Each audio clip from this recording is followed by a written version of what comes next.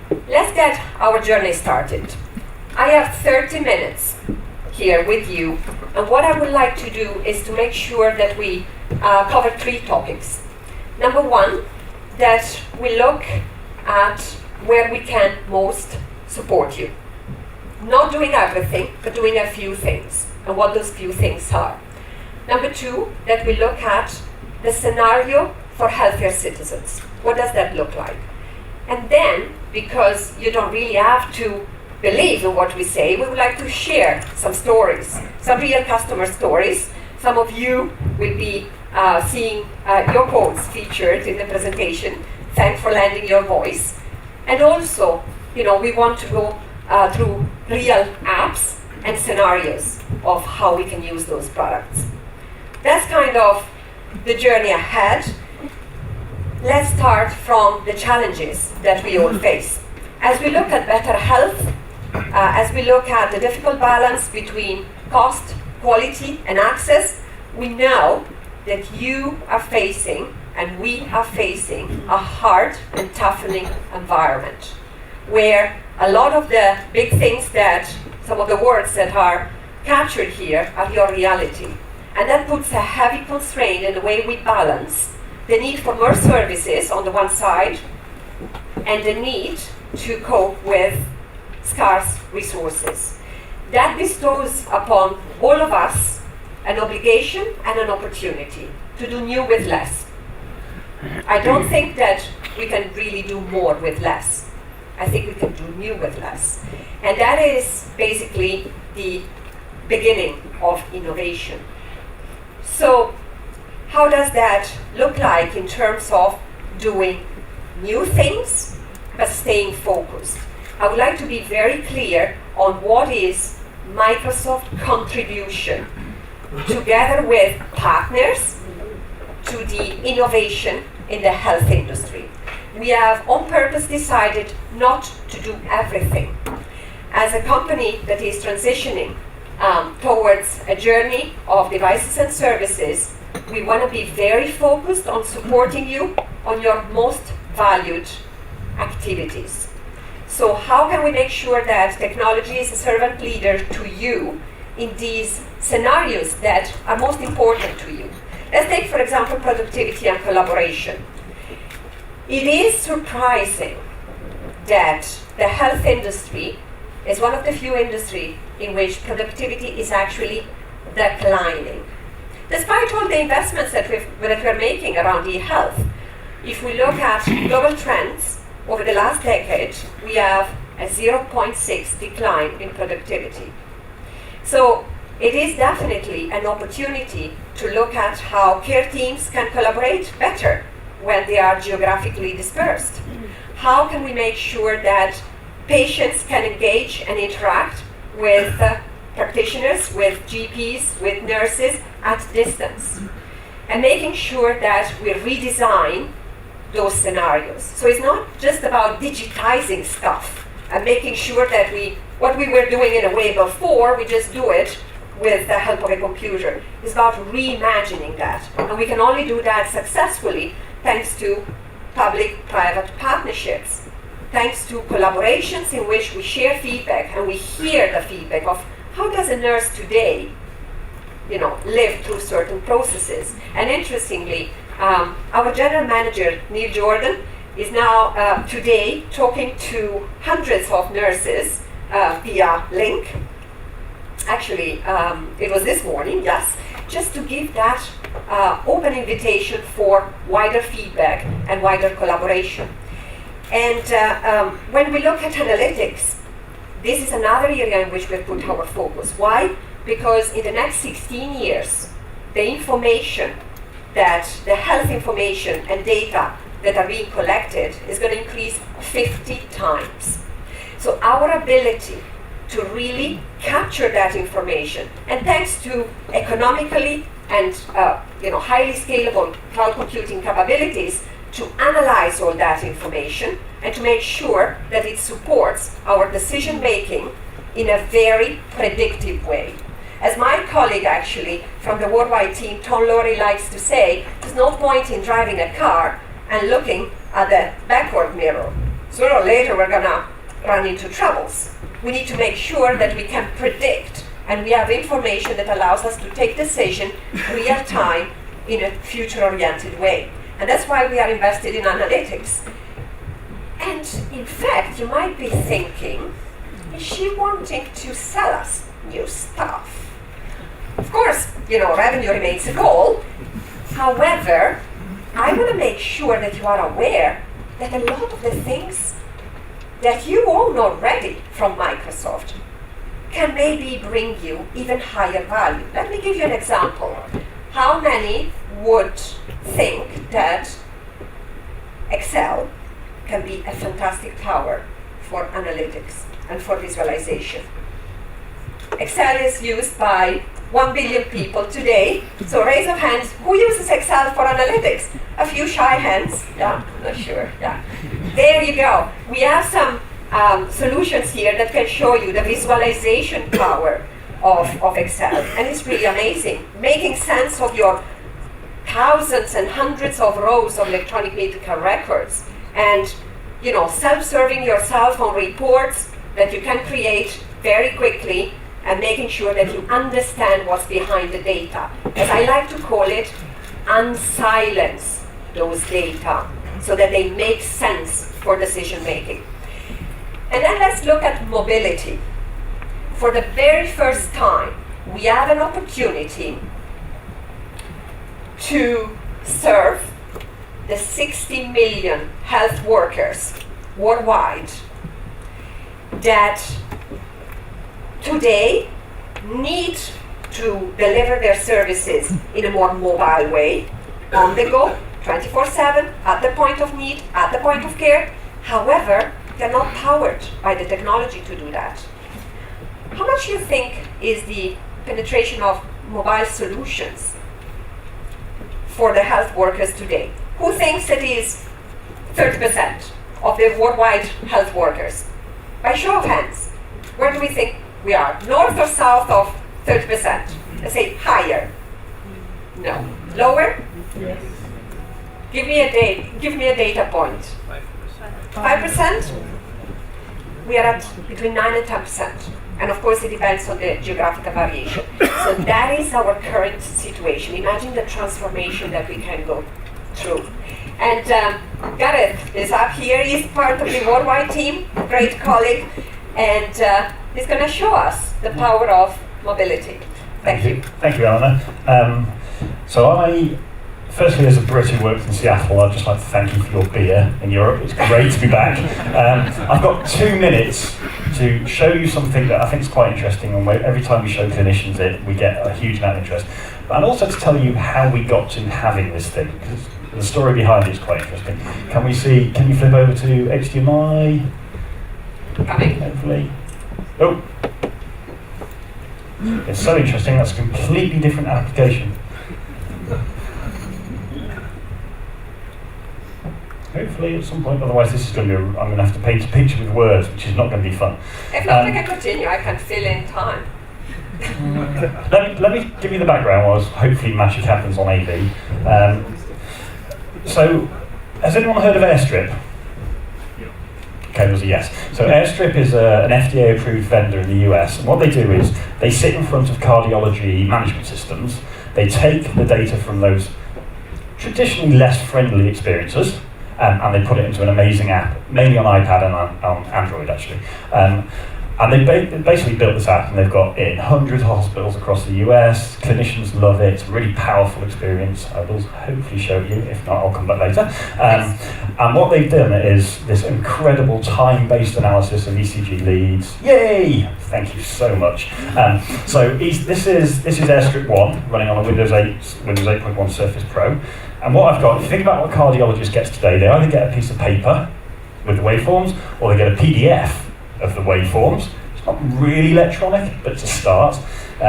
Whereas with Airstrike 1, they get FDA-approved 12-lead ECG monitoring and management system, and then the ability to do things like, as a clinician, I want to confirm that actually the diagnosis from the management system is okay. Let's see my slightly shaky handwriting. Wow, good work, thank you. So I can save that and I can have it audited that as a clinician I have confirmed that the diagnosis is correct. So think about this as a clinician or as a cardiologist today who currently has to live with a more traditional system for their ECG management. Really can I ask you a question? Certainly can. So what happens? Is this gonna help me get some reminders, make my life easier if I, for the tasks that I have to do? Yeah. So what you can see on the right-hand side is a workflow that says, as a cardiologist, I have these 4 diagnoses in orange that are getting to the end of their life in terms of, that's a bad phrase, they're getting to the end of the time where I as a clinician have to approve them and review them before the hospital doesn't get paid. So there's a workflow process, and as soon as I go into this, I'm going to tell the system that I have viewed the ECG and I've accepted it, and that the system audits that I have done that as a clinician. What else can you do better with this application? Can you compare stuff, or? You certainly can. So again, the thing about any cardiologist in the room, we can go and have a look at before and after. Wow. So I can see, currently, I'm not a cardiologist, but the green lines look a bit scary and the blue lines look less scary. And I can still do time-based analysis and kind of see how that patient has been over the last few hours. So think about this as a user experience, which brings me on to the why they've built it on Windows. Because it's a great app on an iPad. I can't say it's not. It's a great app on an iPad. It's on hundreds of hospitals. They love it. But think about your clinicians today. If you work in an acute hospital, they have an iPad quite often. They also have a laptop. They also have a desktop back at their desk. How do you manage this sort of experience across a continuum of care? And actually that's really hard unless you do it on an amazing Windows device, an amazing Windows laptop, and a Windows desktop that might have been sitting there for 5 years. And Airstrike came to us at HIMSS in February and said, if we're honest, we weren't going to build for Windows. But then all the clinicians and all of our customers came up and said, I want that thing that's brilliant on my iPad across my whole healthcare experience as a clinician. And there's only really one way of doing that. And we're finding that's a really interesting thing that as clinicians start to get more mobile aware and start to take for granted a great experience from applications, they want that everywhere. Yeah. So they want the same experience across all form factors. Yeah. And I bet you're not doing a pitch for Surface, because we have a family of Windows devices, we do. right? And that's the point. We've got an 8-inch Dell Venue Pro, which if you haven't tried, it's incredible. Don't believe me, I work for Microsoft. Come and have a play afterwards. It's Absolutely. incredible. No. You will not get it away from me. I love it. It's a fantastic device. Goes in the doctor's pocket. Yeah. It's very mobile, and it's a full pro device. 10-hour battery life, full Windows, will run Cerner, will run all your EMRs today. A bit small, but they will run. And it's $299. This one is heavy. This bit makes me nervous. Don't worry, I'll not do it. He said you can drop it anywhere. It's a ruggedized device. Of course, we want to make sure that there is no one size fits all. You have different devices for different experiences, and we need to be able to optimize for all requirements. That's why we talk about a family of devices. I mean, it could drop this. No. Dangerously. There you go. It's alright, it's only the pen that fell out. The And you can switch it on. Yeah. We have done that a couple of times. It is a fully ruggedized device, and it survives shocks. What is important is that, there you go, we go from the phone to the phablet, to the 7, 8-inch, we go to the full PC experience, and we go to the Maxi 4, to the 80-inch. You're seeing some of those wonderful touch-enabled big screen, and you can do different things in all of those.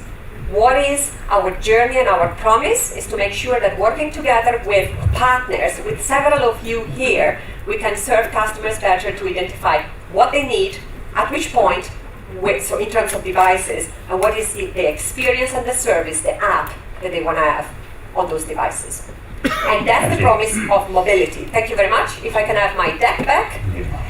What I want to talk about is, so you have heard the 3 areas in which we focus. If you go away with one thought, please don't think that we want to do everything.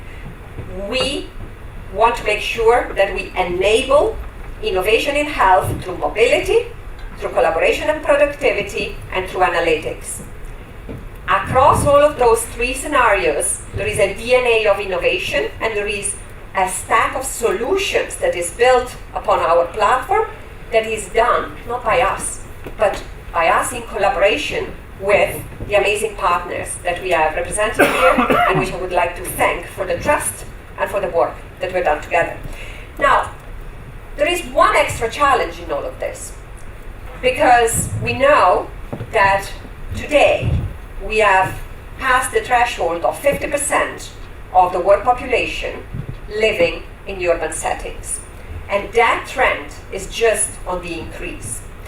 What does it mean, and why do I bring that to the floor for discussion? It means that pressure point on the local structures of social services, social care, even on the hospitals, on the all expectations that citizens have of the services that they receive, is just going to expand. And there are 4 key reasons in which we need to think about solutions for healthcare citizens. And that's the journey that we have undertaken with partners. First of all, changing demographics, and you are all very well aware of what that means. But a data point is worth mentioning. From here to 2050, the population that is over 60 will double. And as I said, that means that the modalities of health delivery need to change. These people will not be able to travel to receive care. It's going to be that care needs to come to them. At the same time, we also think about acquired disabilities, multiple illnesses. That's what we have with longer life expectancy. And so we need to be able to be much more preventive and focused on condition management. And all of that will be done at local level. Second thing, you know very well that we have the so-called rising tide of chronic diseases. And a lot of these conditions need to be prevented, can be prevented, need to be managed, and need to be, I would say, faced from very early stages in policies and services that go beyond the real of health specifically. Let's take, for example, overweight or obesity. If we want to tackle the problem really, we need to think about education for children, for healthy nutrition. Manchester is actually getting started on a very interesting project around weight measurement for children, and using dynamic CRM to do that and to do campaigns of education, prevention, outreach, targeted outreach, automated outreach. This is something that is going to become an imperative if we want to have a healthier society going forward. When we look at 2008, 2/3 of the worldwide deaths that happened in that year were due to some of these diseases that you see listed here. So it's not only the individual and human impact, it's also macroeconomic impact. 10% increase in non-communicable diseases translates into a lower GDP growth of 0.5%. So if we talk about competitiveness of nations, competitiveness of cities and regions, we need to make sure that we tackle some of these diseases because there is an economic imperative as well, beyond, of course, a human imperative. And, you know, just if you think about lost productivity in enterprises because of absenteeism, of presenteeism, due to some of the illnesses like mental health or stress, for example, how do we care for that? And then finally, I wanted to call out the 4th reason why we need to care for healthier citizens. And this is the creative class, the class of tomorrow. Creative class is what Richard Florida calls people that are technology savvy, they're tolerant, they're open in their spirit, and they have talent. These people choose where they want to go live. Cities want to attract them. One consideration for the place in which they're going to live is, of course, also the healthcare provisions. Are they able to care for themselves, or do they have to take a flight and go somewhere else if they need care for themselves or their families? So let's make sure that we look at those elements in a contextual way. And so, with all that in mind, Microsoft actually launched an initiative called Microsoft City Next. Several of you were in Houston with us when we launched this. I will not cover the full depth of the initiative. I really want to now delve deeper in one element, which is the health element for healthier citizens.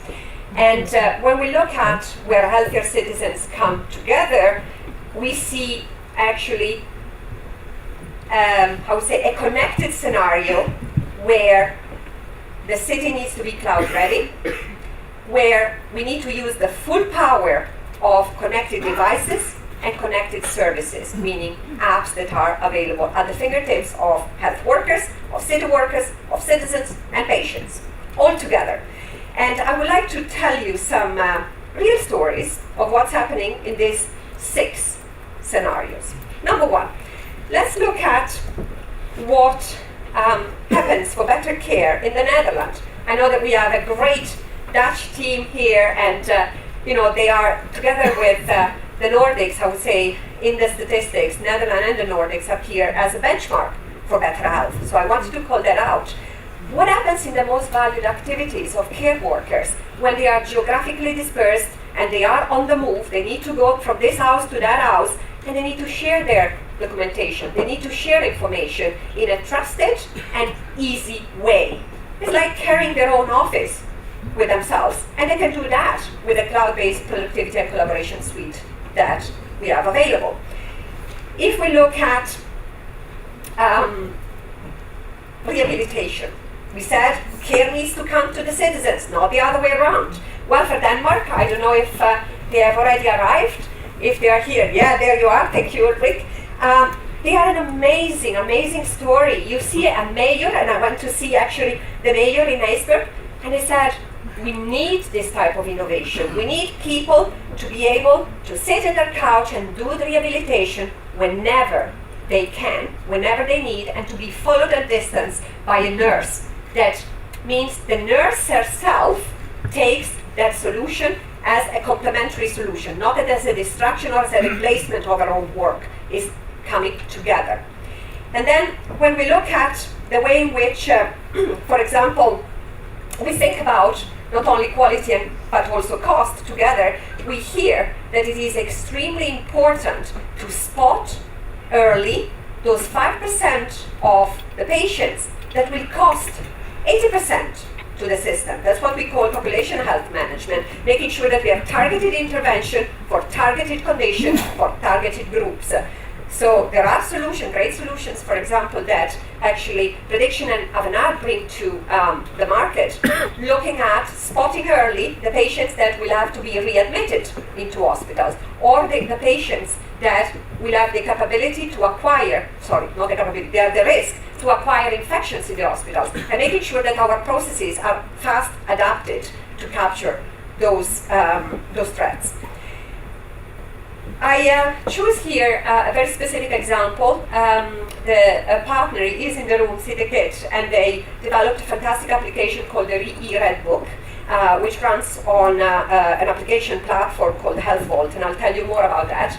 The great thing here is that parents are now empowered to better care for their newborn in a fully digitized way. I don't have to remember or write down somewhere that the next vaccination for my child is happening on the 31st of January or whatever it is. I get a reminder on my phone, because parents carry their phone as one of the very dear things. And those phones are now equipped with more software than the software that was on the Apollo spaceship that brought mankind to the moon. So let's harness the power of technology. And here I choose a quote from actually Ecomedias. Christian is also in the room. The ability to seamlessly capture handwritten data and bring them into a structured form, structured data, digital data, will help us move with efficiency into a paperless administration, saving cost and facilitating productivity. And then another very interesting example. What we hear from city mayors, city representatives is actually a concern: how do we get better prepared if there is a threat? Epidemics are on the rise. Even a flu epidemic is putting the cities on their knees. So our ability to identify, to classify, to manage, and to report the spreading of these diseases in a very intuitive way so that we can act upon that and take decisions immediately is of importance and is of essential use. And that's why, for example, the solution that Key2B, an Italian partner, brought to market is of great interest. And now let me move actually to a video, if I am correct. Let's see. Yes. Which comes from the US, and I would like you to hear this experience. New York Presbyterian Hospital. After a plethora of European examples, I thought it was worth to show an American example, particularly because I found that it was capturing the need of doing three things and doing them better. Number one, making sure that data are available to patients beyond the door of the hospital. We need those data, and it is, I'm very energized by what I see in the Nordics, in Sweden, for example, and in Norway as well, of government taking a very proactive stand on personal health records and looking out for solution. How do we manage health data from a patient and citizen perspective across border, independently of where we are, across the various organizations that follow us in health. So that's why, and I think that example is very telling. Number two is how do we make sure that the patient also has an infotainment experience. We spend time in hospitals, we want to make sure that we can stay connected. And there are great experiences across Europe as well. For example, the clinical, if I have to mention one, just from the DACH region. And then the third element is really to make sure that we have a very strong involvement of the care workers as we design the solution. I mentioned it before, but I think there are examples in which we see the success of the health projects depend exactly on that, and failure will also depend on that. And on that note, let me shift from presentation to showcase. We have showcased customer story, but I would like to showcase also a scenario. Across all the 6 scenarios that you have seen, which make the solid base for healthier citizens, so is it in pandemics management, is it in health and wellness, is it in primary care, is it in case management, what you need, the fuel for health, is data. We want a unifying place in which that data can be stored from a consensus-based perspective. We want a unifying place in which we can build services upon the data. We want a unified place where we can get smart devices to push and pull data so that we don't have to, digitize too many times. We want to do that. That's the dream scenarios. That is not something where Microsoft is going to go in and build everything. We want to make sure that we build a platform, which we have done. It's called HealthVault. It's a cloud-based platform for application development. And then it's up to partners, fantastic partners, some of whom are here in the room, to develop services on top of that. Services that you can access based on a specific need. So let's enter HealthVault. You can see it, yes. As I said, this is a consent-based. So I, as a citizen, because I want certain services, decide that I'm going to share my data. And today, I am Gabriela Sweet. Gabriela Sweet, this is my profile. I'm 39 years old. I can track my weight. You can see that I have some conditions, some allergies, but also you can see that I track the profile and the health needs of my family, because I'm also taking care of them. So my husband, Richard, and my child, Vincent. Vincent Sweet is particularly important that I'm very proactive in his health. Why? Because he has been diagnosed with pediatric type 1 diabetes. And I need to make sure that his emergency profile is available at any point in time to anybody should something occur. Particularly, I can do a very basic thing, but how many of us, have to scribble that little note, an emergency note, with all the conditions for our children all the time? I can print that out very easily. It keeps regularly being updated. Should there be any, for example, drugs allergies that have emerged, and put it in his school bag.